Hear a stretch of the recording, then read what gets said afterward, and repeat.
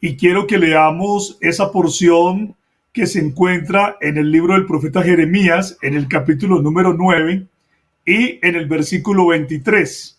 Dice así la palabra del Señor.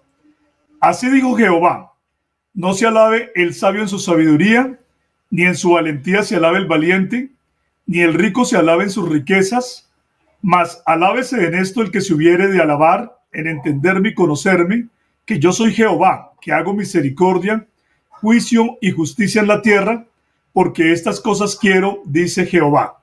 Fíjense ustedes aquí lo que está diciendo Dios a través del profeta Jeremías.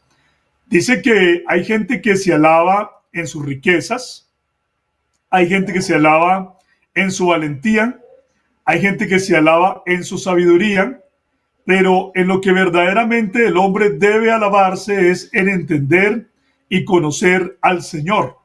¿Por qué en entender y conocer al Señor? Porque Él es el que hace misericordia, juicio y justicia en la tierra. Y además porque Él quiere que los hombres le conozcan, está diciendo ahí el profeta Jeremías.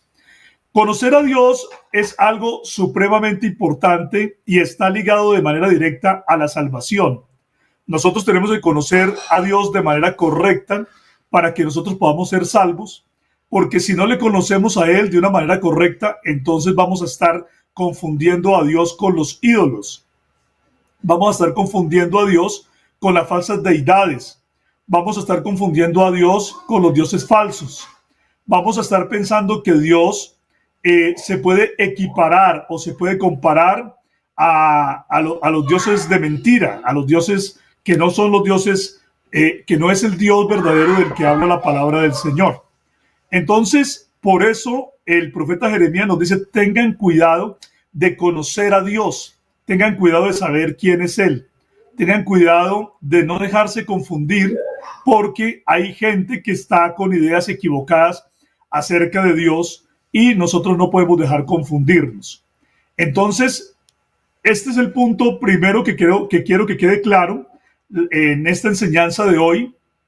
La palabra de Dios nos manda que a Dios debemos procurar conocerle. ¿Conocerle cómo? Como lo dice la Escritura, como lo dice la palabra de Dios, como Él mismo se nos ha revelado en su palabra y no como los hombres han tergiversado la imagen de Dios. Bueno, también dice la palabra del Señor en Marcos, en el capítulo número 12, del versículo 28 al 30, lo siguiente. Dice que, acercándose uno de los escribas que los había oído disputar y sabía que les había respondido bien, le preguntó a Jesús: ¿cuál es el primer mandamiento de todos? Y Jesús le respondió: el primer mandamiento de todos es: oye Israel, el Señor nuestro Dios, el Señor uno es, y amarás al Señor tu Dios con todo tu corazón y con toda tu alma y con toda tu mente y con todas tus fuerzas. Miren ustedes aquí la fortaleza del primer mandamiento. Generalmente, cuando nosotros hablamos con la gente que no precisa o no hace énfasis completo en lo que dice la Escritura, y nosotros les preguntamos a ellos que cuál es el primer mandamiento, generalmente la gente va a responder que el principal mandamiento es amar a Dios sobre todas las cosas. Pero resulta que el primer mandamiento es mucho más que amar a Dios sobre todas las cosas. El primer mandamiento, como bien lo dijo el Señor Jesús, es: oye Israel, el Señor nuestro Dios, el Señor uno es. Porque cuando tú puedes conocer que Dios es uno y que no hay nadie como Él, entonces tú lo puedes amar con todo el corazón, con toda el alma, con toda la mente y con todas las fuerzas, porque todo el amor va dirigido a un solo individuo, a un solo ser. Pero si tú comienzas a pensar que Dios es más que uno, es más de uno, por ejemplo, que Él es dos o que Él es tres, o que hay dos o tres personas divinas en Dios, entonces vas a tener una confusión, porque vas a decir: ¿a qué persona debo yo amar más? ¿A la primera o a la segunda o a la tercera? Por lo tanto, para poder amar a Dios con todo el corazón, con toda el alma, con toda la mente y con todas las fuerzas, es necesario conocer que Él es uno y nada más que uno. Por eso, cuando alguien está diciendo por ahí que Dios es uno, pero en tres personas, realmente está confundido y no se ha dado cuenta de que esa enseñanza no aparece en la Escritura y por eso comienza a tener inconvenientes de que a cuál persona divina va a amar más, a la primera, a la segunda, a la tercera. ¿Cómo hacer, por ejemplo, para la oración? Por ¿A cuál persona clamo primero si todas son coiguales y coeternas aparentemente? Entonces, ¿cómo hago yo para dirigirme a una sin ofender a las otras más? Pero cuando usted tiene la idea de que solamente hay un Dios, usted no va a tener confusión alguna. Y la Biblia dice que Dios es, no solamente la Biblia dice que Dios es uno, sino que Él es único. Es decir, que Él no comparte su gloria con nadie y que no hay nadie como Él. Por ejemplo, el Salmo 72:18 dice: bendito Jehová Dios, el Dios de Israel, el único que hace maravillas. Fíjense ustedes que dice ahí el único. No dice los únicos, como si Dios fuera muchos, sino que dice el único que hace maravillas. Cuando nosotros comenzamos a estudiar acerca de Dios, nos damos cuenta que la Biblia dice que Dios tiene muchos atributos y muchas cualidades que son innatas a su ser divino. Como son innatas al ser divino, entonces Dios no puede perder ninguna de esas cualidades, porque la Biblia dice que Dios es inmutable, que Él no cambia. Por ejemplo, en Malaquías capítulo número 3, en el versículo 6 dice Dios: porque yo Jehová no cambio. Nosotros, los seres finitos que estamos sometidos al tiempo y al espacio, nosotros cambiamos, mutamos, pero como Dios habita en la eternidad, entonces Él no cambia y siempre ha sido el mismo. Es lo que nos dice la palabra del Señor. Ahora bien, la Escritura nos dice entonces que ese Dios que no cambia tiene muchos atributos, tiene muchas cualidades. Por ejemplo, ya hemos visto que la Escritura dice que Él es uno y que Él es único.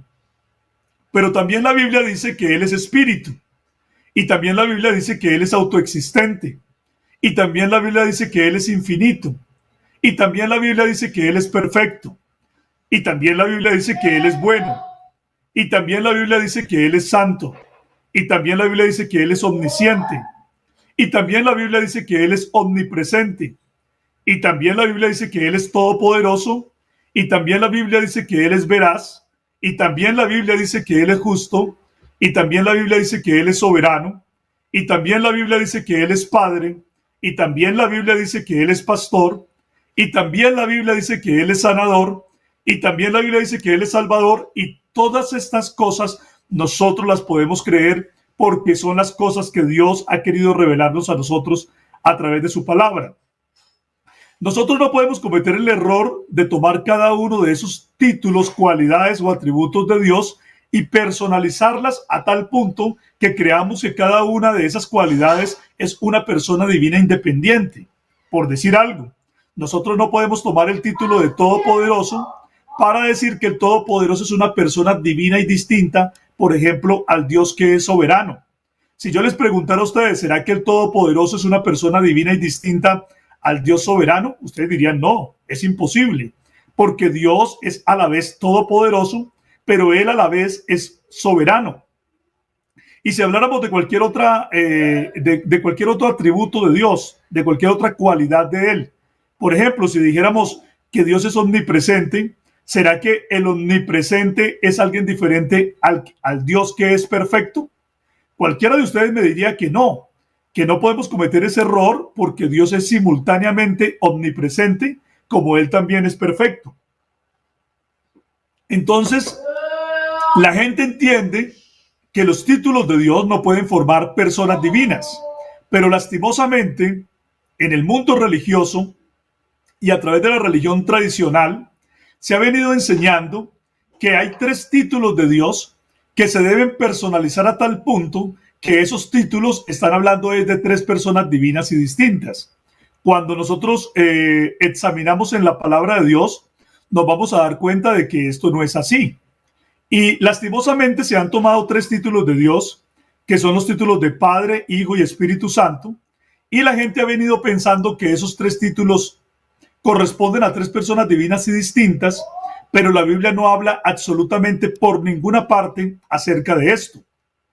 Por eso, en esta mañana, en este devocional, he querido hacer énfasis en lo que la Biblia enseña acerca de los títulos de Padre, Hijo y Espíritu Santo, para que ustedes se den cuenta qué es lo que enseña la Escritura y lo comparen con lo que enseña la tradición para ver si corresponde o es igual a lo que se ha recibido por medio de la tradición que dice que Dios es tres personas divinas y distintas. Realmente, por no entender lo que la Biblia enseña acerca de estos títulos, es que las personas han tergiversado estos títulos de Dios y los han personalizado a tal punto de que han dicho que estos títulos corresponden a tres personas divinas y distintas, pero vamos a ver que cuando nosotros precisamos en lo que dice la Biblia, nos vamos a dar cuenta de que eso no es así. Mire, cuando nosotros vamos a mirar entonces, por ejemplo, el título de Padre, vamos a darnos cuenta que en muchas ocasiones la Biblia se dirige al único Dios por el título de Padre. Por ejemplo, dice en Juan 17, en el capítulo 1, versículo 3, Jesús está orando y dice: Padre, esta es la vida eterna, que te conozcan a ti, el único Dios verdadero. Es decir, Jesucristo se estaba refiriendo al Padre como el único Dios verdadero. Por lo tanto, cualquiera que diga que aparte del Padre hay otros dos, o hay otros tres, o hay más individuos que puedan ser llamados el único Dios verdadero, están confundidos, porque de acuerdo con las palabras de Jesús, el Padre es el único Dios verdadero. Si nosotros no le creemos a Jesús, entonces realmente no le creemos a nadie. Y Jesús dijo que el Padre es el único Dios verdadero. Si Jesús dijo eso, ¿para qué nosotros vamos a llevarle la contraria a nuestro Señor Jesucristo? Creamos a las palabras de Jesús. Él dijo que el Padre es el único Dios verdadero y entonces creamos eso. Por ejemplo, también el apóstol Pablo en 1 Corintios capítulo número 8, en el versículo 6, dice que aunque hayan muchos que se llamen dioses o señores, ya sea en el cielo o sea en la tierra, para nosotros, sin embargo, solo hay un Dios, el Padre. El apóstol Pablo, al igual que Jesucristo, está diciendo que la gente ha dado el título de Dios a muchas cosas, a muchas deidades, pero para nosotros, para los creyentes, para los que esperamos en Dios, para los que creemos en la Escritura, para nosotros solo hay un Dios, el Padre. Entonces, si el Padre es el único Dios verdadero, no debemos suponer que aparte del Padre pueda haber otro que se pueda llamar Dios, ¿sí? Eso nosotros lo tenemos que tener suficientemente claro. En la Escritura, los términos Dios y Padre son intercambiables. Fíjense ustedes que, por ejemplo, Jesucristo hablando dijo: subo a mi Padre y a vuestro Padre, a mi Dios y a vuestro Dios. Noten ustedes la manera en que el Señor Jesucristo utiliza de una manera intercambiable los términos Padre y Dios, porque el único Dios es el Padre.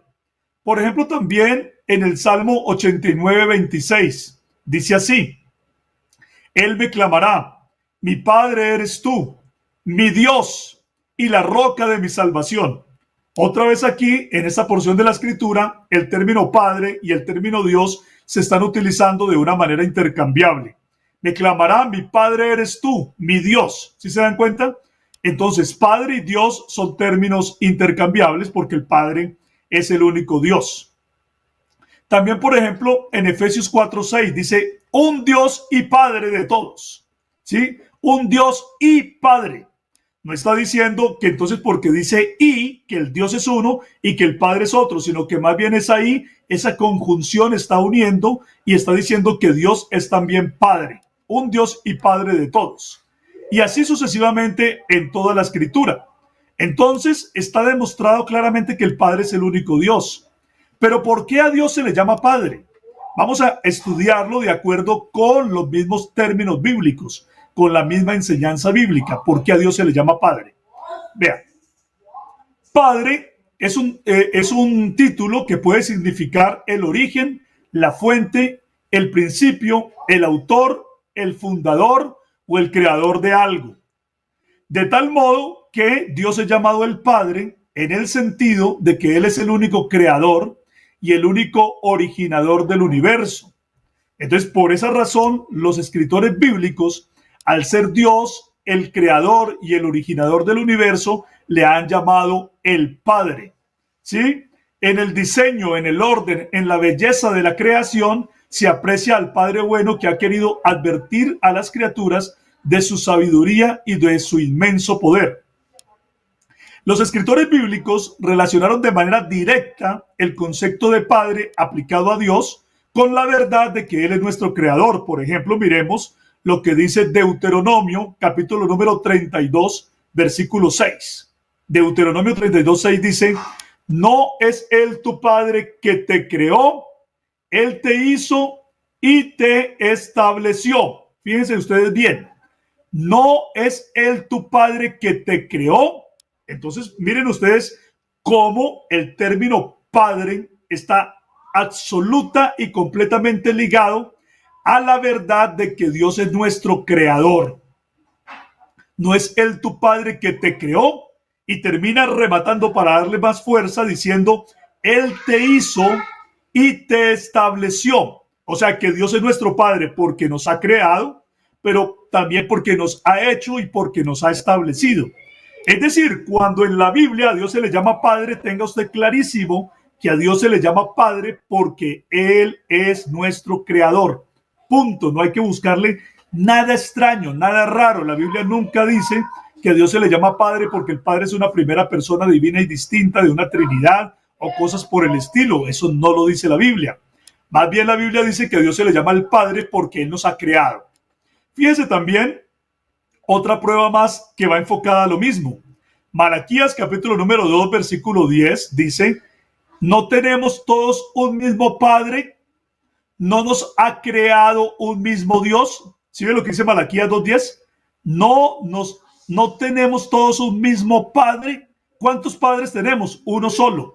¿Y por qué le llamamos el Padre? Dice: ¿no nos ha creado un mismo Dios? Le llamamos Padre entonces porque Él es nuestro creador. Por esa razón a Dios le llamamos nuestro Padre. ¿Sí?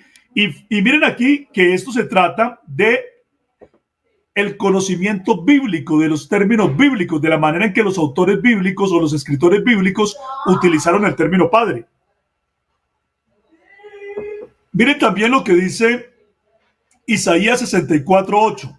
Isaías 64:8 está enfocado en lo mismo. Dice: ahora pues, Jehová, tú eres nuestro Padre, nosotros barro, y tú el que nos formaste, así que obra de tus manos somos todos nosotros. Miren cómo el profeta Isaías llama a Dios el Padre. Le dice: Señor, tú eres nuestro Padre. ¿Y por qué eres nuestro Padre? Porque nosotros somos barro y porque tú eres el que nos formaste, tú eres el que nos has hecho. Así que como nosotros somos obra de tus manos, por lo tanto, tú eres nuestro Padre porque nosotros tenemos el origen en ti. Entonces, cuando nosotros conocemos por qué a Dios se le llama el Padre, nos vamos quitando esas vendas que nos han querido colocar a nosotros a través de la religión tradicional, donde nos han dicho que el Padre es un individuo de tres individuos divinos. Pero la Biblia no reclama eso, la Biblia no dice eso, la Biblia no enseña eso. Por eso nosotros, si nos vamos a alabar, tenemos que alabarnos en conocer y entender a Dios, pero como lo dice la Escritura, no como lo ha inventado la religión, no como lo han inventado los hombres, no como lo han desarrollado los hombres a través de su imaginación, sino como lo dice la palabra de Dios. ¿Sí? Mire también lo que dice el Señor en Isaías capítulo número 45, versículos del 11 al 12. Dice, Isaías 45 del 11 al 12 dice: así dice Jehová, el Santo de Israel y su formador: preguntadme de las cosas por venir, mandadme acerca de mis hijos y acerca de las obras de mis manos. Mire que dice aquí que Dios se refiere a sus hijos cuando está reclamando las obras de sus manos. Es decir, puede hablar de que tiene hijos porque Él los ha creado. ¿Cómo? Los creó con sus propias manos. Dice: yo hice la tierra y creé sobre ella al hombre. Yo, mis manos, mis manos extendieron los cielos y a todo su ejército mandé. Y mire también lo que dice el apóstol Pablo en 1 Corintios 8 del 5 al 6, que ya habíamos leído. Dice: Aunque haya muchos que se llamen dioses y señores, para nosotros, sin embargo, solo hay un Dios, el Padre. ¿Y por qué se le llama el Padre? Dice, del cual proceden todas las cosas. ¿Por qué se le llama el Padre a Dios? Porque de Él proceden todas las cosas. Por esa razón a Dios se le llama el Padre, por esa razón, ¿sí? Se le llama el Padre porque de Él proceden todas las cosas. Entonces, de acuerdo con la Biblia, aclaramos que a Dios se le llama el Padre porque de Él procede todo, porque Él es el creador de todo.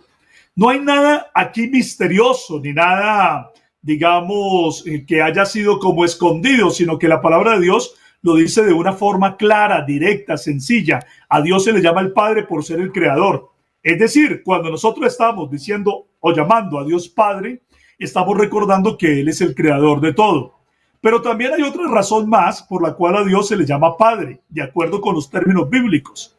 Y de acuerdo con esos términos bíblicos, nosotros vemos que a Dios se le llama el Padre porque Dios tiene una relación paternal con los seres humanos que están sometidos y viven de acuerdo a su voluntad, a los cuales Dios llama sus hijos.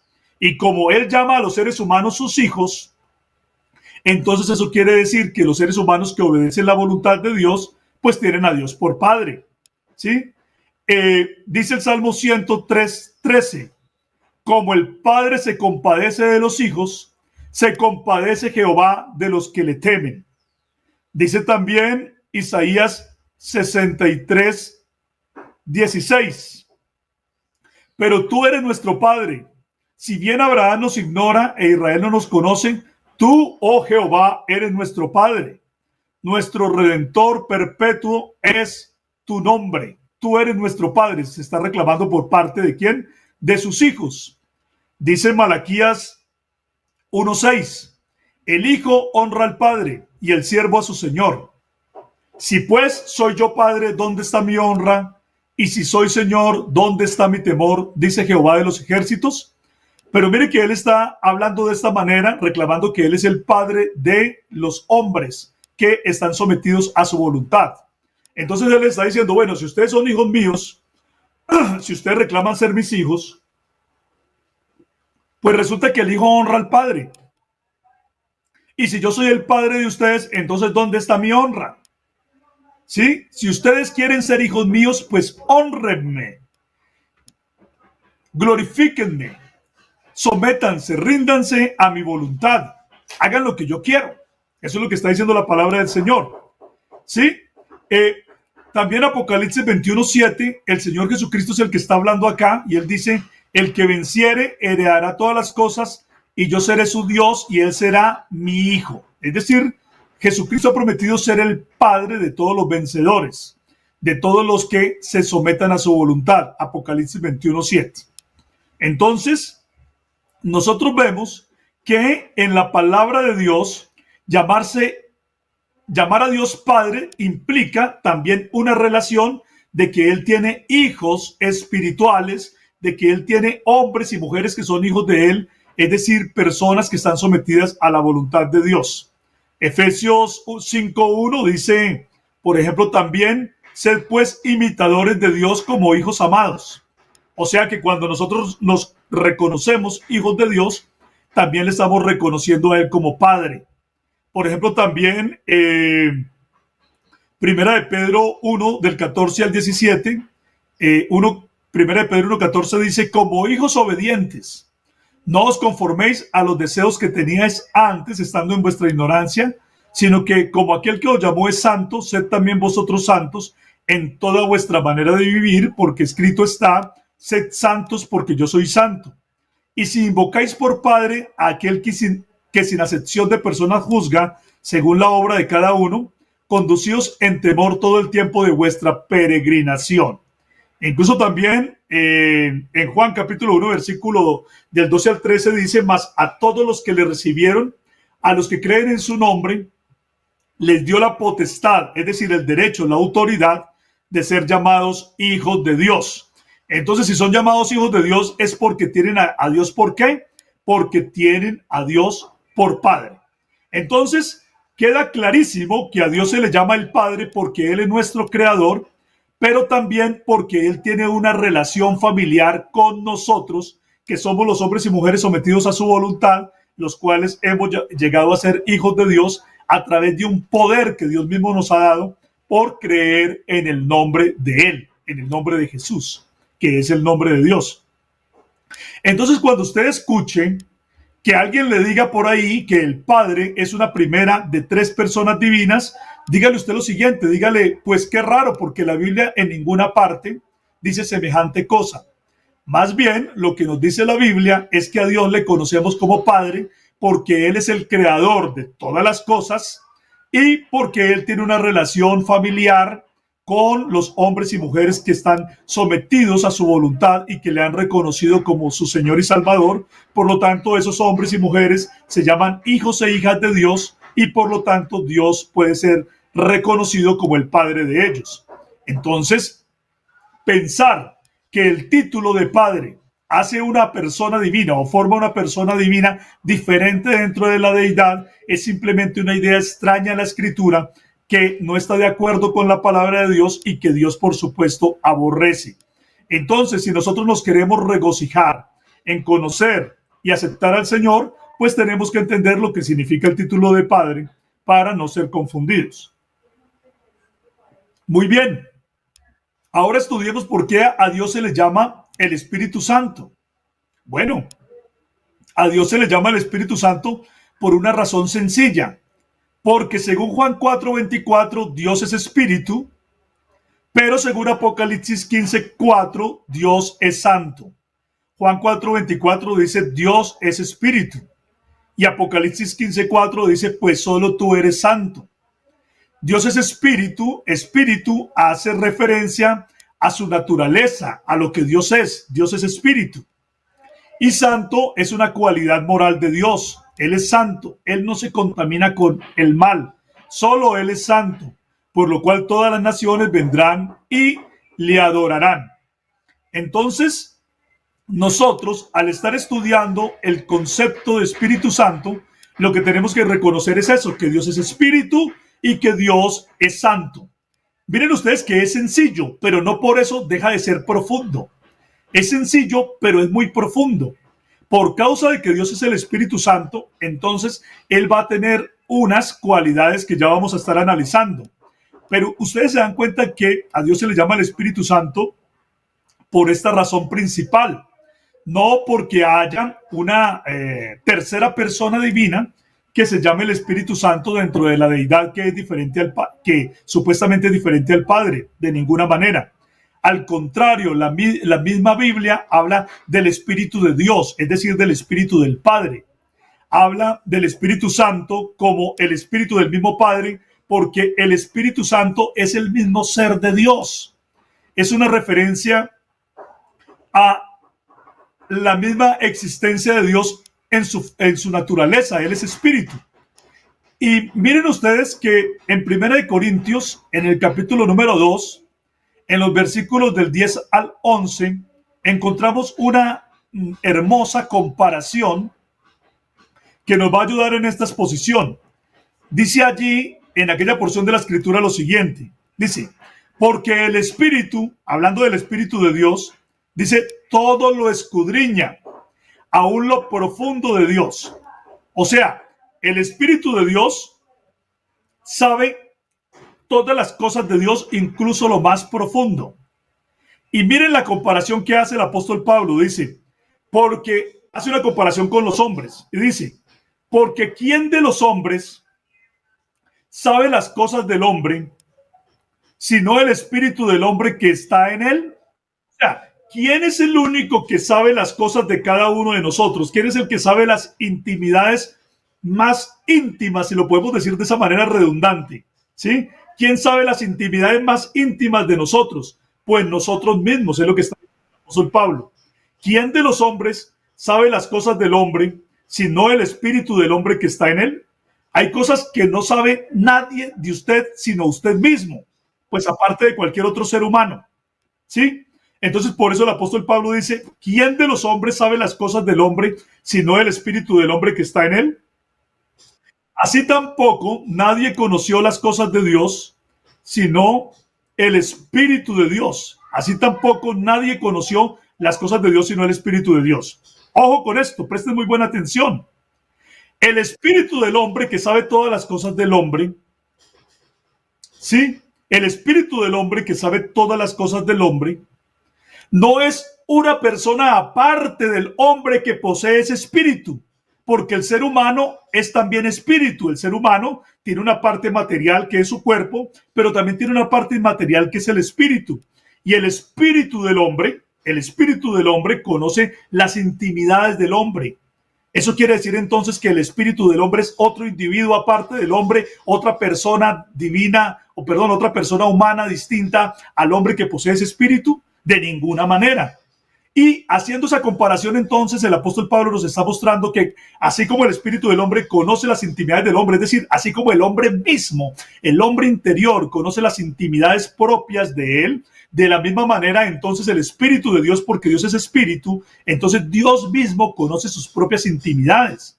Pero hay personas que han llegado a este texto de 1 Corintios capítulo número 2, versículos del 10 al 11, y nos dicen que lo que el texto quiere decir es que una tercera persona divina conoce las intimidades de una primera persona divina.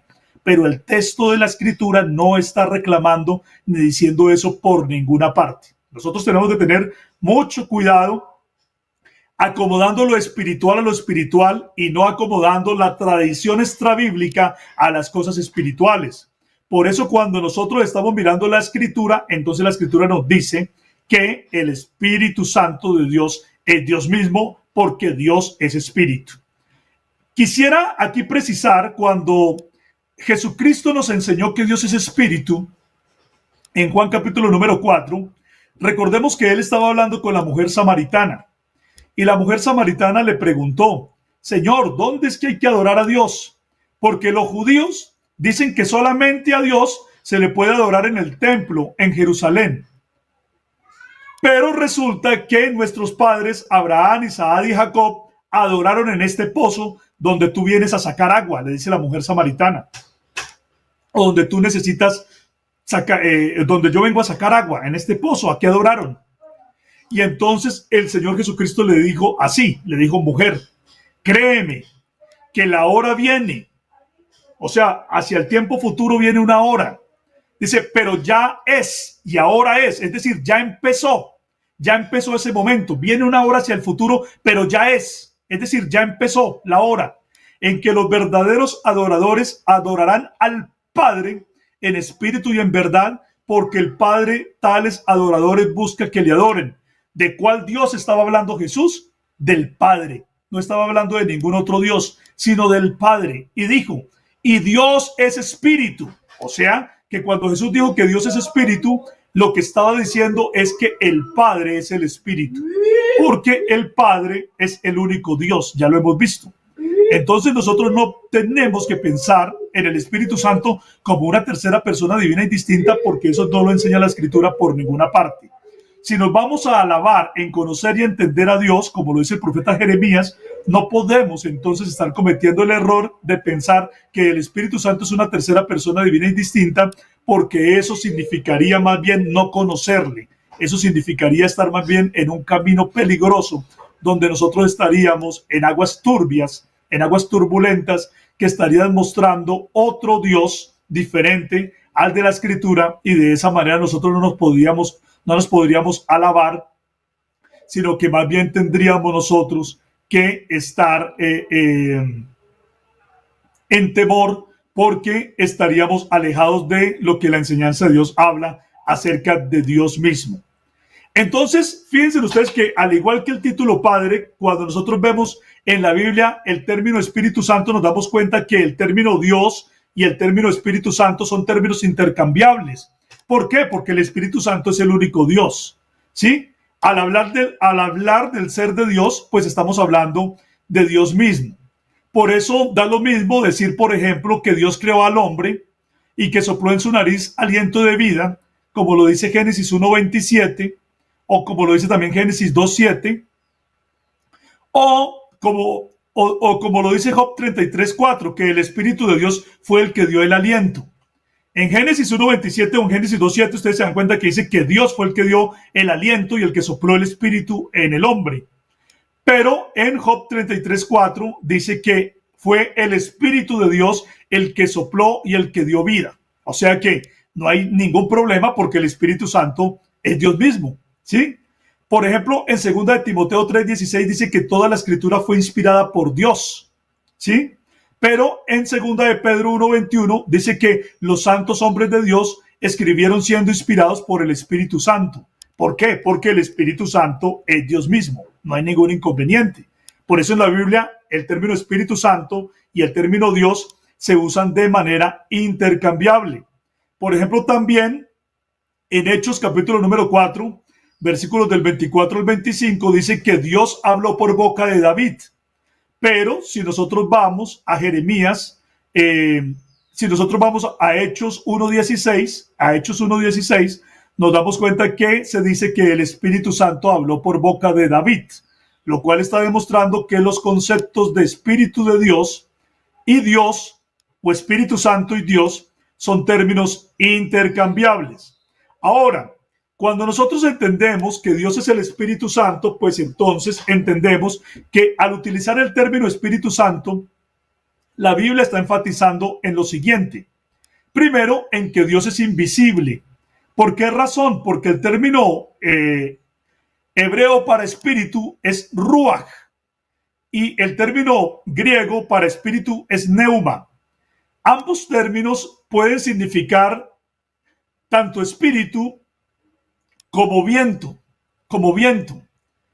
Nosotros sabemos de la existencia del aire por el viento, porque el aire es invisible, pero cuando se mueve nosotros le sentimos. También lo podemos respirar y sabemos que aunque sea invisible, nosotros sabemos que está ahí. De la misma manera, entonces Dios es llamado el Espíritu porque Él es invisible, no lo podemos ver. Es decir, el término Espíritu Santo está haciendo énfasis en que Dios es invisible. O sea, el término Espíritu Santo no se está refiriendo solamente a la naturaleza de Dios, sino que también se está refiriendo a que Dios es invisible. Todas las veces que un creyente menciona Espíritu Santo, está recordando que Dios es invisible y que Él está presente en todo lugar. Es decir, también está hablando de la omnipresencia. Aunque nosotros no le vemos, sabemos que Él está ahí. Por ejemplo, el Salmo 139, versículos del 7 al 10 dice: ¿a dónde me iré de tu espíritu y a dónde huiré de tu presencia? Si subiere a los cielos, allí estás tú. Y si en el Seol hiciere mi estrado, he aquí allí tú estás. Si tomare las alas del alba y habitase en el extremo del mar, aún allí me guiará tu mano y me asirá tu diestra. Entonces fíjense ustedes cómo el salmista llama a Dios el Espíritu para hablar de su omnipresencia. Y no solamente para hablar de su omnipresencia, sino para decir que Él está presente en todo lugar, así nosotros no podamos verlo. Es decir, el término Espíritu Santo está haciendo énfasis en que Dios puede estar en todo lugar a la vez, y aunque nosotros no lo veamos, Él está ahí porque Él es Espíritu. ¿Sí? También el término Espíritu Santo tiene una importancia inmensa en el sentido de que como Dios es Espíritu, no es un ser material, entonces Él tiene la capacidad de venir y llenar a los hombres que creen en Él, a llenarlos con su presencia, a llenarlos con su propio ser y habitar dentro de ellos haciéndolos sus templos. Por ejemplo, 1 Corintios capítulo número 3:16 dice: ¿no sabéis que sois templos de Dios y que el Espíritu de Dios mora en vosotros? También dice 1 Corintios 6:19: ¿o ignoráis que vuestro cuerpo es templo del Espíritu Santo, el cual está en vosotros, el cual tenéis de Dios, y que no sois vuestros? ¿Sí me dice? El templo, el cuerpo es templo del Espíritu Santo. ¿Sí? Segunda de Corintios 6:16 dice: porque vosotros sois el templo del Dios viviente, como Dios dijo: habitaré y andaré entre ellos y seré su Dios y ellos serán mi pueblo. No dice una tercera persona divina habitará en ellos. No dice solamente una parte de Dios llenará a los hombres. Dice es: yo mismo habitaré en ellos, pondré mi ser en ellos. ¿Y cómo Dios puede habitar en los hombres? ¿Cómo se puede meter dentro de los hombres? ¿Cómo puede vivir dentro de los hombres para que los hombres sean una casa en la cual habita Dios? Sean un templo en el cual habita Dios. Pues eso solamente es posible porque Dios es espíritu. Entonces, nosotros no podemos cometer el error de pensar que el Espíritu Santo es una tercera persona divina, porque el Espíritu Santo es más bien Dios mismo en su naturaleza. Dios es espíritu y por causa de ser espíritu, él es invisible. Por causa de ser espíritu, Él puede llenarlo todo, Él puede ser omnipresente y por causa de su espíritu, Él puede habitar en nuestros corazones. Por eso cuando nosotros estamos diciendo o invitando a alguien para que sea lleno de Dios, le decimos que sea lleno del Espíritu Santo, porque nosotros reconocemos que Dios puede venir a nosotros y habitar en nosotros porque Él es espíritu. De manera que cuando alguien le diga a usted que el Espíritu Santo es una tercera persona divina y distinta de una supuesta Trinidad, dígale a usted con todo el respeto que la palabra de Dios jamás dice eso y que la palabra de Dios antes bien muestra a Dios como el Espíritu, porque esa es la naturaleza del Dios Padre. Él es espíritu y Él es santo. Y por ser espíritu y santo, Él es invisible, Él es omnipresente y Él a nosotros nos puede llenar en nuestros corazones. Por último, vamos a ver por qué a Dios se le llama el Hijo. Vamos a mirar esa parte final y démonos cuenta por qué a Dios se le llama el Hijo. El título Hijo, aplicado al único Dios, siempre nos recuerda que Dios se manifestó en carne para venir a salvarnos. Ese es el punto central del término Hijo. Recordemos el uso del término Padre. El uso del término Padre para Dios se usa porque Dios tiene hijos que son hombres y mujeres que están sometidos a su voluntad. Por lo tanto, cuando se dice que Dios se mostró como el Hijo, o que Dios se hizo el Hijo, o que Dios aparece como el Hijo, o que el Hijo de Dios aparece en la Escritura, nosotros nos damos cuenta que se está refiriendo a que Dios se ha mostrado como un hombre, como un varón perfecto. Recordemos nosotros que Lucas capítulo número 3, versículo 38, Lucas capítulo número 3, versículo 38 nos muestra que el primer hombre que fue llamado hijo de Dios fue Adán. Adán fue llamado hijo de Dios. ¿Por qué fue llamado Adán hijo de Dios? Porque él era un varón perfecto, sin pecado. Porque él vivía en un paraíso que Dios le dio. La herencia que Dios le dio como padre a su hijo Adán y a toda la descendencia humana fue un paraíso. Fue una creación que era un paraíso. Y la Escritura dice que Adán fue coronado de gloria y de honra, como lo dice el Salmo 8, que todo fue puesto debajo de sus pies, que toda la creación fue puesta para que él reinara sobre ella. Adán era verdaderamente hijo de Dios, pero por causa del pecado, por causa de haber desobedecido a Dios, Adán dejó de ser hijo de Dios. Y desde el momento en que Adán pecó, no había habido un hijo de Dios que pudiera tener las mismas características de hijo de Dios que tuvo Adán al principio, que era un hombre, un varón sin pecado, por cuanto todos pecaron y todos están destituidos de la gloria de Dios, dice la palabra de Dios. Entonces, en el plan de Dios estaba determinado que para poder recuperar el paraíso para los hombres tenía que venir un nuevo hijo de Dios, es decir, un nuevo varón perfecto. Pero la palabra de Dios dice que el mundo es indigno. Eso lo dice allá en 1 Juan 5:19, ¿sí? Y que entonces todos los hombres han pecado y todos los hombres están destituidos de la gloria de Dios. Por lo tanto, como no hay ninguno o no había ningún varón perfecto, ningún varón que estuviera libre del pecado, entonces Dios mismo prometió que Él mismo iba a venir en la forma de un hijo, en la forma de un varón perfecto, en la forma del postrer Adán, para recuperar el paraíso que se había perdido inicialmente con Adán, para recuperar el paraíso para los hombres que quisieran someterse a la voluntad de Dios. Y entonces por esa razón dice el profeta Isaías en el capítulo 9, versículo 6, dice, porque un niño nos es nacido.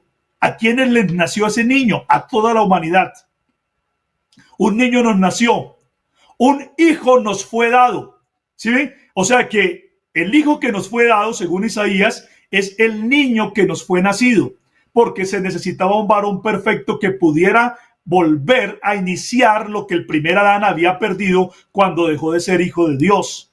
Y dice, un niño nos es nacido, un hijo nos es dado, dice Isaías 9:6, y el principado sobre su hombro, y se llamará su nombre admirable, consejero, Dios fuerte, Padre eterno, príncipe de paz. Aquí nos está mostrando el profeta Isaías que el niño que nos fue nacido y que el hijo que nos fue dado es por identidad el Dios fuerte y el Padre eterno. Por lo tanto, cuando ustedes escuchen que el Hijo es una segunda persona divina que ya existía en el cielo y que otro señor, que era la primera persona, le dijo, hijo, váyase para la tierra a salvar al hombre, esa gente está confundida, no saben lo que hablan, no conocen a Dios. Porque de acuerdo con el profeta Isaías y los demás profetas bíblicos, lo que se había prometido era que Dios mismo iba a venir a salvar. El Dios fuerte y el Padre eterno iba a venir a salvar, ¿cómo? En la forma de un niño, en la forma de un hijo. Por lo tanto, todas las veces que nosotros estamos recordando el concepto de hijo de Dios aplicado a Dios mismo, lo que nos está mostrando esto es que Dios se manifestó en carne. Eso es lo que la palabra de Dios nos está mostrando. Entonces el término hijo de Dios nos está mostrando que Jesús es el postrer Adán, que Jesús es el varón perfecto sin pecado, que Jesús es el sacrificio, el Cordero de Dios que quita el pecado del mundo, porque en Jesús hubo un hombre que derramó sangre limpia, inocente, para salvar a la humanidad. Fíjense ustedes en esto. Para que pudiera haber salvación, se necesitaba que hubiera un hombre limpio de pecado, que pudiera morir por los hombres para rescatarlos del infierno y de la muerte. Hebreos 2:14 dice así que por cuanto los hijos participaron de carne y sangre, es decir, así que por cuanto los hombres que se someten a la voluntad de Dios tienen carne y sangre, han participado de carne y sangre en su ser, porque el ser de los hombres es de carne y sangre, ¿sí? Dice, así también él participó de lo mismo, es decir, Dios también participó de carne y sangre, también se hizo un hijo en todos los sentidos, dice, para destruir por medio de su muerte al que tenía el imperio de la muerte, esto es, al diablo, y así rescatar a mucha humanidad. ¿Por qué razón? Porque la paga del pecado es muerte. La paga del pecado es muerte, lo que merece el pecador es la muerte. Pero cuando Jesús murió, había un santo, un inocente, alguien sin pecado, sin mancha, un inmaculado, muerto. Estaba muerto. Por eso la muerte no le pudo retener y la muerte lo tuvo que soltar, porque la muerte de Cristo era una muerte ilegal en todos los sentidos. Porque si la paga del pecado es muerte y Jesús no había pecado y no tenía por qué estar muerto. Y por lo tanto, entonces la muerte lo tuvo que soltar, y por causa de soltarlo dice que entonces él destruyó al que tenía el imperio de la muerte, y a partir de entonces, con la resurrección del Hijo como el varón perfecto, como el postrer Adán, que va a iniciar toda la recuperación de la creación, del paraíso, de la herencia de nuestro Padre, de nuestro Dios Padre para los hombres. Entonces ahora los hombres que crean en Cristo también son hermanos de Jesús en esa condición de hijo. Por eso dice que no se avergüenza de llamarles hermanos, porque en esa condición de hijo, como hombre, como varón perfecto, nosotros somos hermanos de Jesús. Y entonces dice, no se avergüenza de llamarles hermanos, y dice también la Biblia, y que si nosotros somos hijos de Dios, lo dice en Romanos capítulo número 9, si nosotros somos hijos de Dios, entonces nosotros también somos herederos de Dios, porque lo que merece un hijo es la herencia del Padre, y la herencia de Dios para los hombres es la herencia de un paraíso. Entonces, si somos hijos, también somos herederos de ese paraíso, herederos de Dios y coherederos con Cristo, porque Cristo, como el varón perfecto, fue el postrer Adán que recuperó para los hombres lo que los hombres habíamos perdido en el primer Adán, y ahora nosotros tenemos entonces en Cristo al varón perfecto, a nuestro hermano mayor, nuestro hermano primogénito, al primogénito entre muchos hermanos que nos representan y que nos ayuda a nosotros a darnos cuenta que Dios, al manifestarse en carne como un hijo, como un varón perfecto, ha hecho y efectuado toda la obra de salvación a favor de nosotros. De manera que cuando usted escuche a alguien decir que el Hijo es una segunda persona divina y distinta de una supuesta Trinidad, dígale que no, que usted no está interesado en oír esas ideas extrabíblicas, porque eso no lo dice la Biblia por ninguna parte, y que más bien cuando la Biblia se está refiriendo a Dios como el Hijo, nos está mostrando que Dios mismo se mostró, se manifestó en carne porque el propio profeta Isaías nos dijo que el Hijo es el niño que nos fue nacido y que ese niño, ese Hijo, es por identidad el Dios fuerte y el Padre eterno manifestándose como un hombre. Entonces, dense ustedes cuenta, hemos hecho un recuento rápido de lo que los autores bíblicos utilizaron para hablar de los conceptos del Padre, del Hijo y del Espíritu Santo. Lo hemos visto en los términos bíblicos para que no seamos confundidos. Y entonces, si nosotros nos vamos a alabar en entender y conocer a Dios, pues lo tenemos que hacer conforme a como los escritores bíblicos lo dijeron y no conforme a como lo dice una tradición que ha tergiversado las escrituras, de manera que nosotros tenemos que creer firmemente en lo que dice la palabra de Dios, y si creemos en la palabra del Señor, nosotros no vamos a ser engañados y vamos a permanecer y vamos a cumplir entonces lo que Dios nos mandó por medio del profeta Jeremías, que fue el texto que comenzamos leyendo, que dice: así dijo Jehová, no se alabe el sabio en su sabiduría, ni en su valentía se alabe el valiente, ni el rico se alabe en sus riquezas, mas alabes en esto el que se hubiere de alabar, en entenderme y conocerme, que yo soy Jehová, que hago misericordia, juicio y justicia en la tierra, porque estas cosas quiero, dice Jehová.